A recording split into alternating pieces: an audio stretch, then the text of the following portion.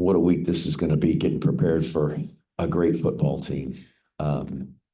Mike Houston's done such a great job there. They are talented, well coached, fast, physical, and it's unique, really, now to be facing a head coach with so much experience against the option and a defensive coordinator with so much experience against the option. One, they've played an option team in the league for several years, but Mike was the head coach at a school where they ran the option, and their defensive coordinator has been the defensive coordinator at two different schools where they ran the option. So they've got a lot of experience, and it's going to take a tremendous effort on our part to prepare both offensively and defensively, as well as on special teams, to beat this really talented ECU team. I'm glad we're playing back at home again. It's nice to play here at home. It's a great crowd on Saturday. I was really proud of our guys and the effort that they put in, but it was awesome to come out there and be in front of a packed house. Our guys have earned that, and I know it fires them up to be able to come out in front of a crowd like that. So hopefully the crowd will be in our favor on Saturday. I know it's a sold out crowd, and I'm sure that East Carolina, who travels really well, will have a lot of fans here. So it should be a terrific atmosphere and a great opportunity for us to play another conference game and have the experience of playing in this great league. We're fortunate that we had an opportunity to join the league, and we know that East Carolina is one of the top teams in the league. So this really is a measure for us on where we stand in terms of the teams that are at the top of the American Athletic Conference. Rich, hey, Coach, Rich DeMarco, Army Radio. This offensive line, you've talked about it a lot this season, your offensive line, how they come together and everything. They're getting some national publicity here the last few weeks. You've had a lot of great offensive lines here, and I'm sure they've all been different. What words would you use to describe this one? What has set this group apart and giving it really their own name and their own style for your team? What sets this one apart from others is healthy. They've remained healthy. We've started the same offensive line 6 games in a row, and they've been durable and just played really well together. There's been times where we've had some guys that our second team guys come in and take some reps, and they've really been able to continue to play as a unit, which is encouraging. That first unit of guys, I just think, is playing particularly well together. They're physical and they're strong. I think Coach Hughes has done a really good job with that group and our team, but that group is a strong group. They're veteran players, and I think with success comes more confidence, and we've been able to run the football and do a good job at the line of scrimmage for creating some seams for our backs. We don't throw it a whole lot, but they've done a good job with protection when we have.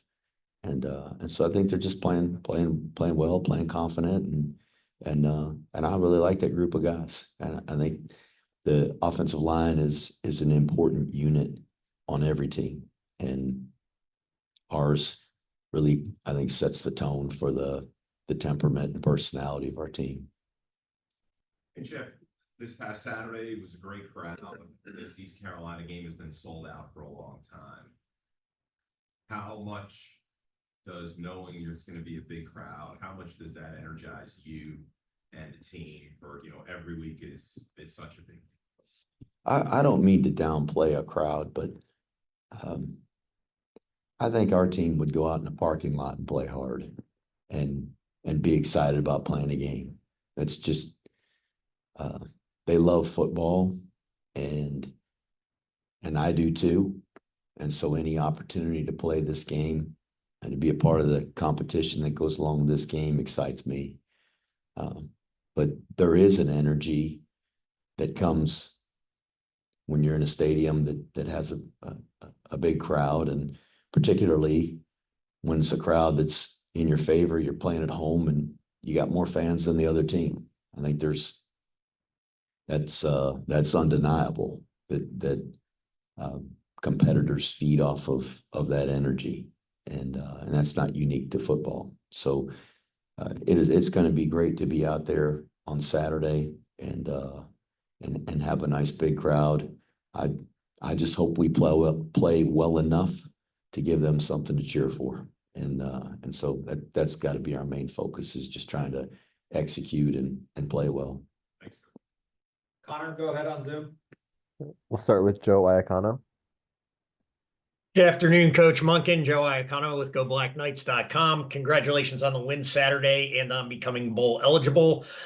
First question, you kind of mentioned it in your introduction.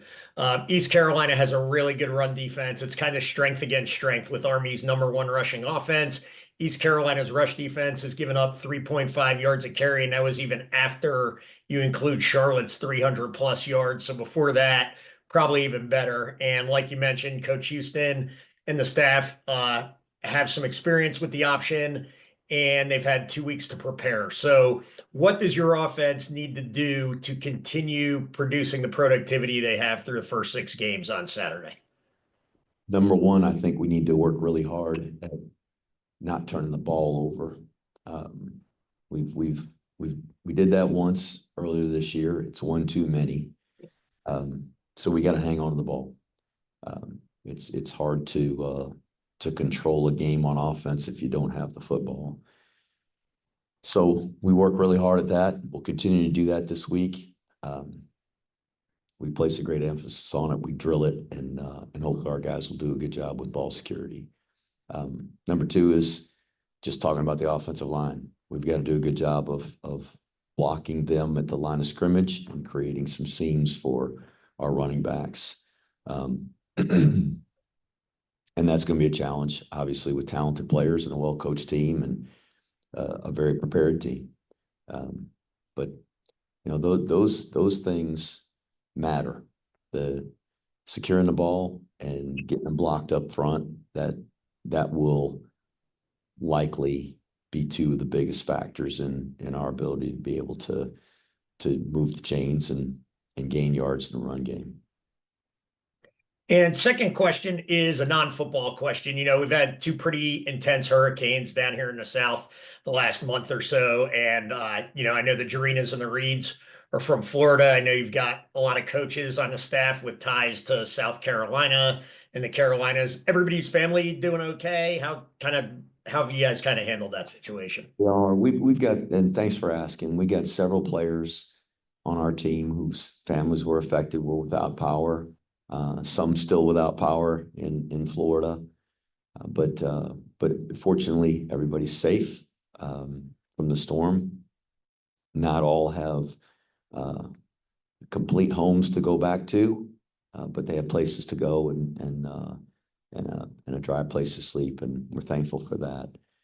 That's a stressor for a lot of people right now, and no more so than the families that are affected and the people that are there. And when young men and women are off at college, that like so many of them are, and their families are affected, that has an impact on them every day, just how well they can focus and concentrate on their schoolwork, on their sports, their jobs that they have. It's a challenge for everybody, and we certainly feel for those that were affected, particularly those that had loved ones who lost their lives, and those lost their homes, lost their businesses.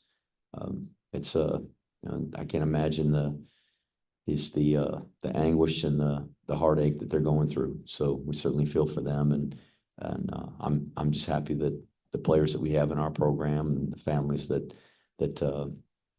are tied to this program are all safe and in a good place. Thanks, Coach. We'll go to John Chuhran. Good afternoon, Coach. I know you emphasized the importance of winning the turnover battle. Could you talk a little bit about what the team's going to try to do to take advantage of the fact that your opponent has had quite a few interceptions this year? Well, that's not something that we count on and say, well, they've had some interceptions, so we can just assume we're going to get some. Those are plays that need to be made.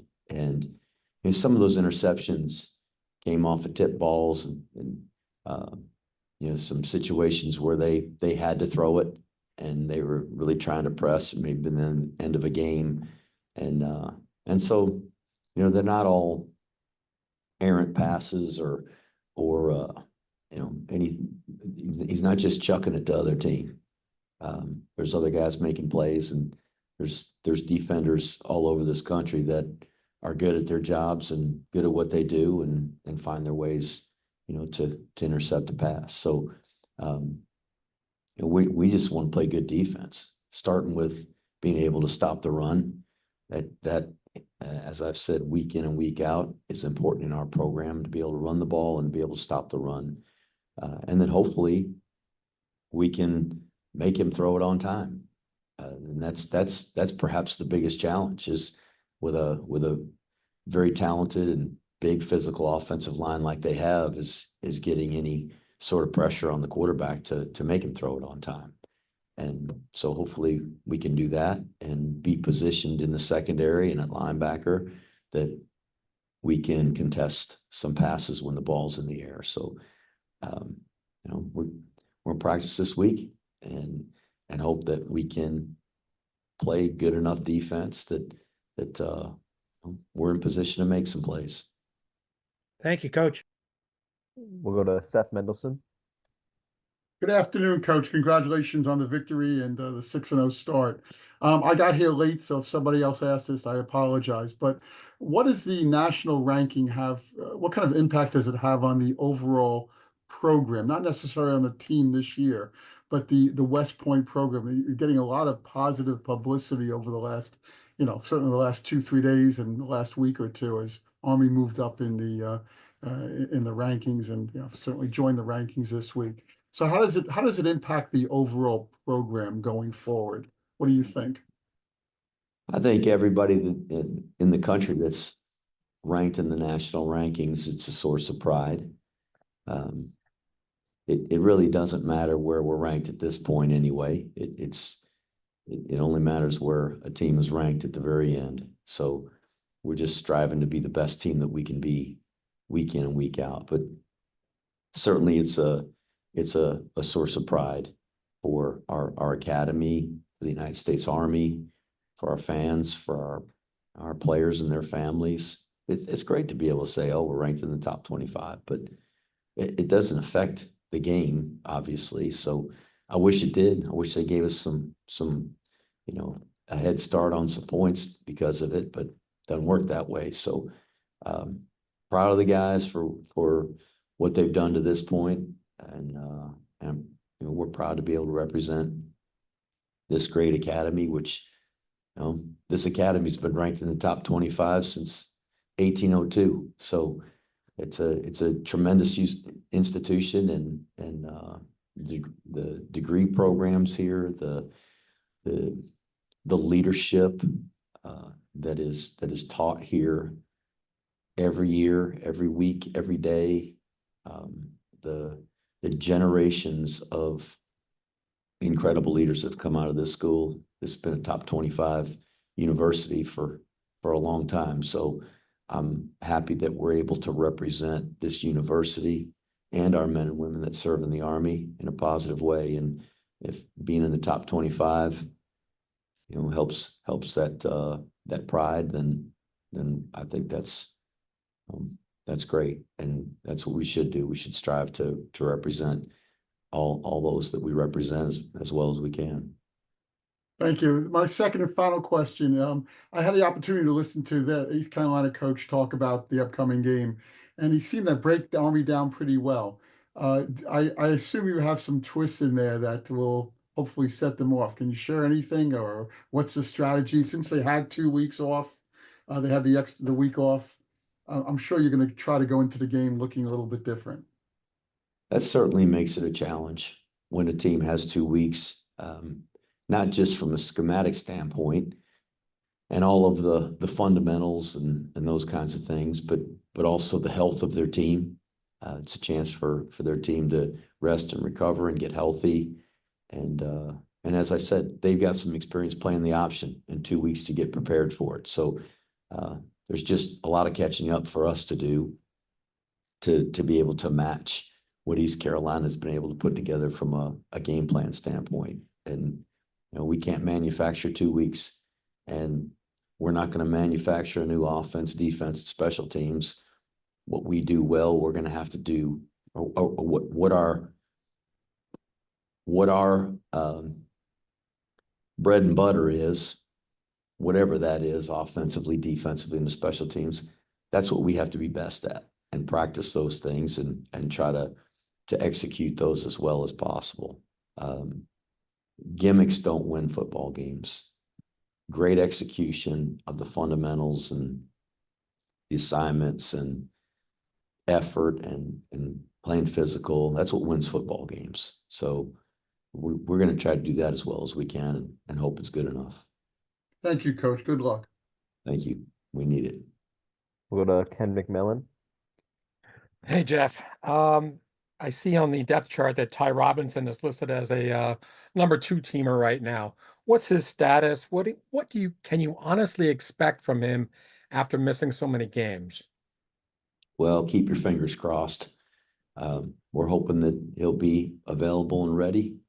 He's getting very close, as I've been saying, and he hasn't played football since last season. So I don't know what to expect. I know when he finally does play, if it's this week, that he's going to play really hard. He's going to play his very best. He's going to give a great effort, and he's going to be super positive in terms of his attitude and just, I think, what he'll bring to everybody else. Our players will be excited to have him back out there. They love Tyrell, and he loves his team. He loves playing football. So hopefully it'll be this week, and we'll see. I don't want to downplay, but can we expect the same Ty Robinson that we've been accustomed to seeing with the nature of his injuries? Only time will tell. It's hard to say. There are a lot of players that come back from this injury that are as good or better than they've ever been. And there's some that come back from injuries like that aren't the same and don't ever look like themselves what they were before. But like I said, I hope that he's able to play at a level that he feels competitive. Nothing's more frustrating for an athlete than to not have a body that works like you want it to.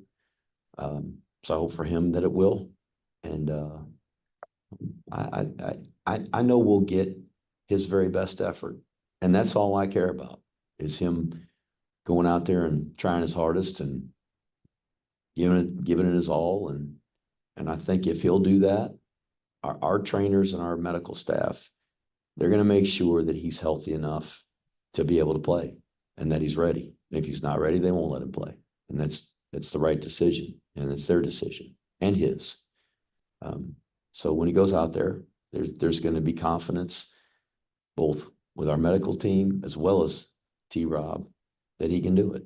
And I know that regardless of what he looks like physically, he's going to help our football team just because of who he is and his leadership and his effort. And last one on Ty.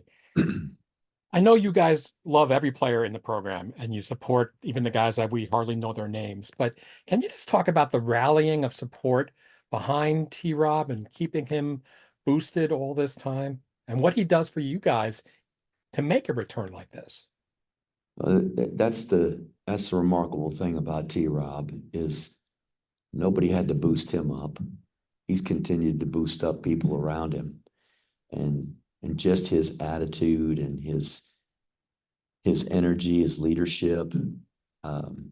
It's really hard as a player that's injured to remain in a leadership position, to provide positive leadership for the guys on the team when you're not out there in the huddle and you're not taking reps, but he's got a personality. He's certainly earned the respect of everybody in this program that he's been able to do that.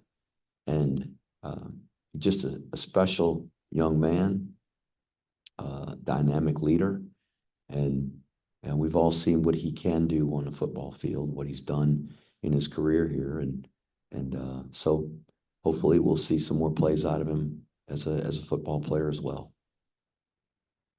Just to look at special teams, I think it was Brunson who kind of had a little bobble on a punt reception the other day. And then can you tell us about the PAT fake? So he did. He kind of bobbled that ball. That continues to be a little bit agonizing to watch that ball go in the air, hoping we catch it. The PAT fake, frankly, we didn't execute it like we were supposed to. One player didn't block the player that he was supposed to block. And things happen fast out there and guys make mistakes. It's not the only mental error or assignment error that we had on the day. We had plenty. And that happens throughout a game. But on that one, it was glaring just because the guy that he was supposed to block ran right through and took the guy that had the ball. So we sometimes I think it's important to do that, to stretch a lead. It makes it a different game for the opponent. They've got decisions to make going forward when they score a touchdown. You're kind of a point off if you can get the 2-point conversion. So sometimes they have to make a decision about whether they're going to go for 2 or kick the extra point and still be down 1 in situations like that. Was that a gut feeling, by the way, Jeff, or did you plan that well before the game? It's not necessarily a gut feeling. It's more calculated on here's what we want to do at this point in the game, depending on the score. And so, I just felt like that was a good time to do that. We were ahead 10, and obviously kicking the ball would put us up 11, and it's hard to make a 2-point conversion. There's almost never a 50-50 chance. Usually the analytics will tell you that it's less than a 50% chance that you're going to make a 2-point conversion. So that's a challenge in itself. But to go up 12, that takes the 2-point conversion for the other team out of it. Now they got to score 2 touchdowns. So I just felt like it was the right time. Hey, just back to T-Rob for a second. Would you consider him for special teams right now or no? I'd consider him for everything that we do on offense or special teams if he's healthy. Okay. And then Bryson winning AAC Offensive MVP again this week. Just some quick thoughts on Bryson and doing this. Just proud of him. He's really having a good season. He's doing a great job with leadership. Obviously, a really good job running the football, throwing the football. Has made a lot of plays on his feet and with his arm, and playing like a veteran senior quarterback should. So I'm glad to see him having the success because it's helping our football team, and also happy to see him being recognized for the accomplishments and the just the performances that he's had. And last one, Jeff, you mentioned how much respect you have for ECU and the way they're playing right now. Just curious, are you feeling more comfortable playing an ECU here in week 7 versus if you had played them in week 1 or 2? Has your team built an experience and a confidence that makes you feel, yeah, we can handle these guys? Oh, I don't know if we can handle these guys. I'm not saying manhandle, I'm just saying that. I don't know if it makes any difference if we played them in week 1 or now in game 7. I know they're a hard team to play, and I'd have been losing sleep at night in week 1 like I'm losing sleep at night right now, worried about trying to defend them, worried about how they'll defend us, their athleticism, their size, their speed. and their ability to be prepared. Mike's a great coach. He's got a terrific staff, and this is certainly our biggest test and our toughest game of the year so far. Thank you, Jeff. Thanks.